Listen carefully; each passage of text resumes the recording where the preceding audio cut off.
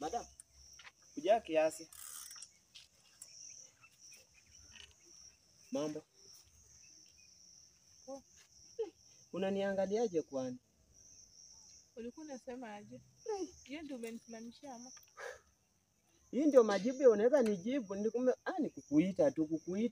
Madara unaniangalia macho aje? Kiwete unasema aje? By the way, mimi naitwa Gerard. Natoka huko ule mtaa chini huko. Nimeona nitembee kwa zile harakati za kuzunguka hapo na umenipendeza sana. Nimependelea hata tuanze maisha. Mimi na kiwete tunapelekana wapi? Sasa sisi wote Mungu ndiye alituumba. Sasa ukisema tunapelekana wapi, hiyo utakuwa na maanisha nini? Wewe si type yangu. Sasa type yangu nikubalie roho yangu itulie. Hatuwezi pelekana na wewe mahali. Unajua vile nimekuona tu roho yangu ikadunda kama saa ya ukuta. Madam, usinielete down hivyo. Mimi na wewe hakuna penye tunaweza pelekana mahali. Sawa? Sasa basi fanya hivi. Kama hakuna penye tunaweza pelekana, nisaidie tu. Nisaidie.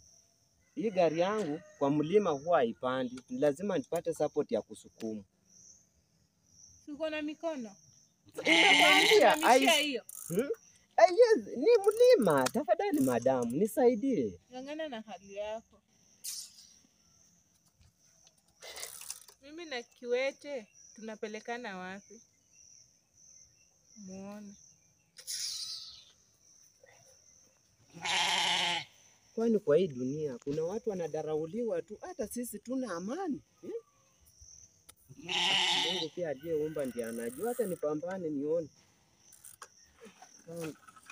Sasa kweli ni ngumu sana. Hata mimi naona ni ngumu. Nimeshinda jana, nilala njaa, hakuna pesa kwa mfuko, niko hapo nakaa kama kidera kwa bomu. Nifanye namna gani? Kwa mfano kama mimi mlemavu, ni shida kubwa sana kufuatana na maisha.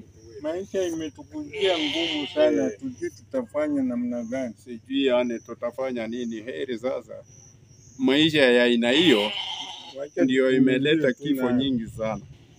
Hata kwa hospitali ukienda upati kile kitu. Kwa nini? Dawa enda nunua. Enda nunua. Enda nunua. Na pesa yenyewe hakuna.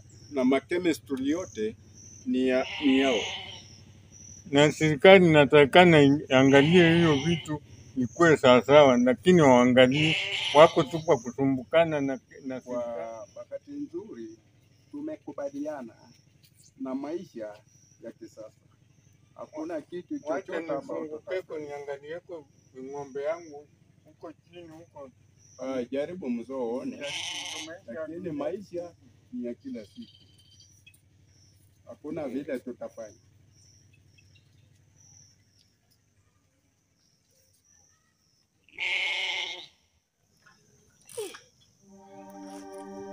Umeshindwa?